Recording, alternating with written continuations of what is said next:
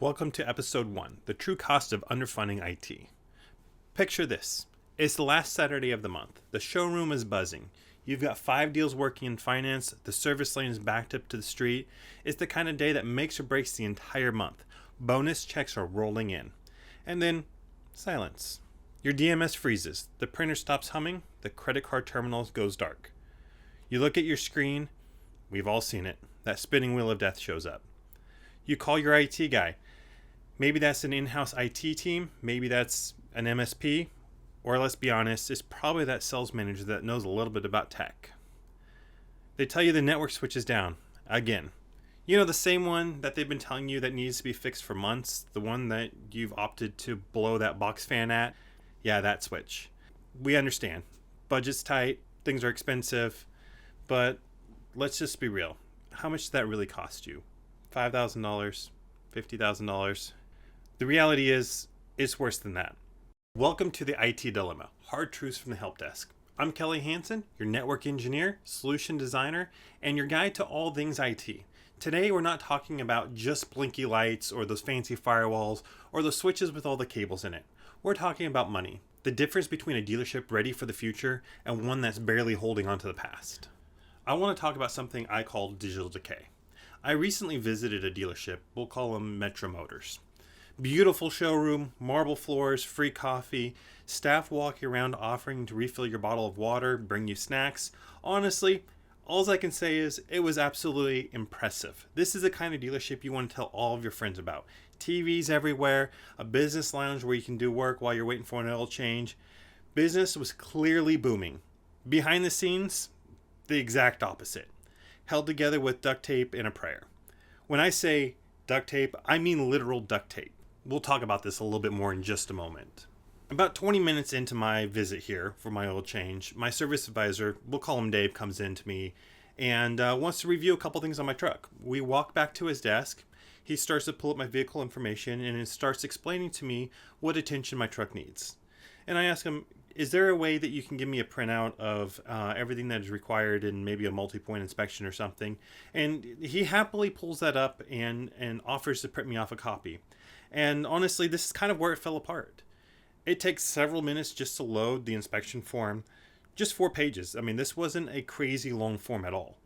Then another 3 to 4 minutes to print. Now look, if you're not in tech, this may not sound terrible, but let's do the math. 25 tickets a day, 5 advisors. This is a loss of productivity. This is revenue going out the window that you can never get back. Metro Motors didn't upgrade their PCs because the cost was too much. Their remodel went over budget. The 70 computers cut. The network refresh didn't happen. And this is what's never made sense to me. If you can spend a little and get a lot of return, why wouldn't you? They're paying thousands of dollars in salary for people to sit there and stare at a loading screen waiting for something to happen. At this point, I was no longer thinking about snacks anymore. I was thinking, how do they function like this? Here's the deeper issue. It wasn't just the slow printers or the desktop that was taking forever to load that multi-point inspection. It was the fact that I even had to go to the service advisor's desk to even review what was wrong with my vehicle.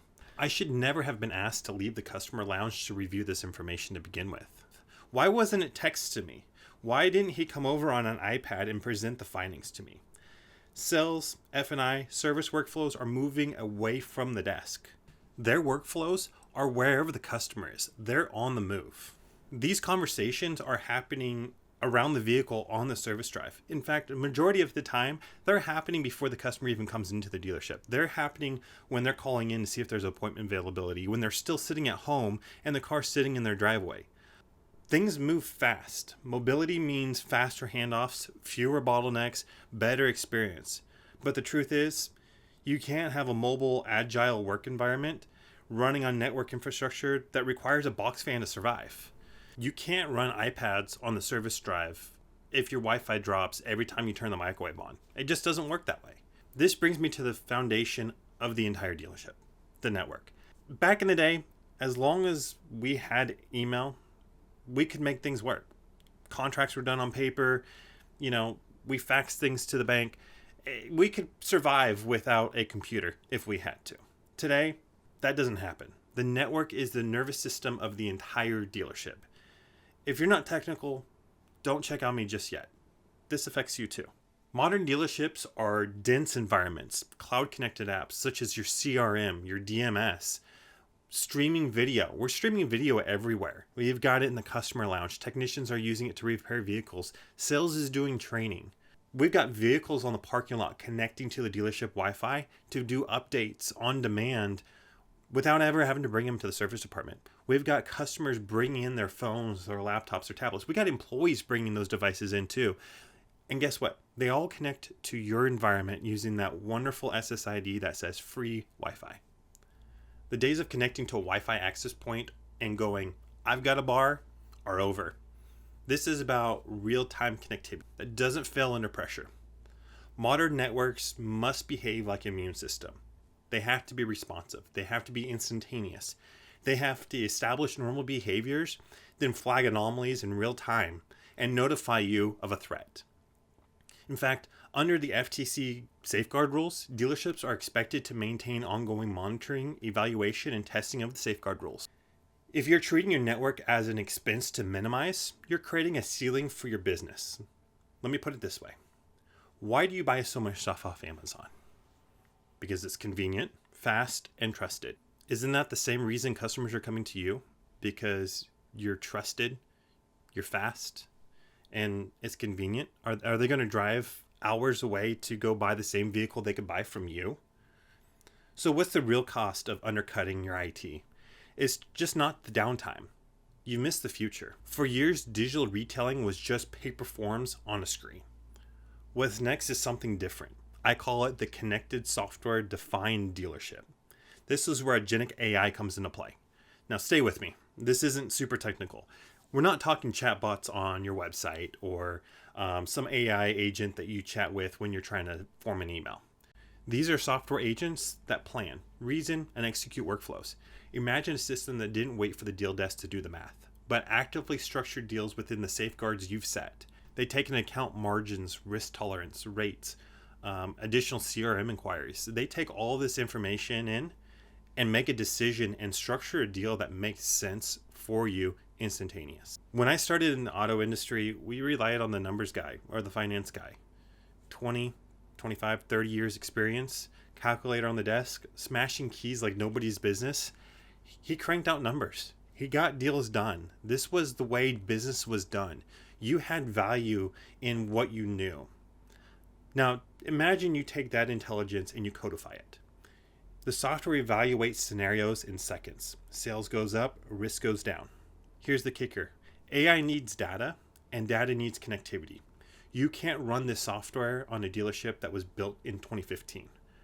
Those 6-port switches under your desk are gone. The Wi-Fi you bought on Amazon shouldn't be in the dealership anymore. I'm going to tell you why.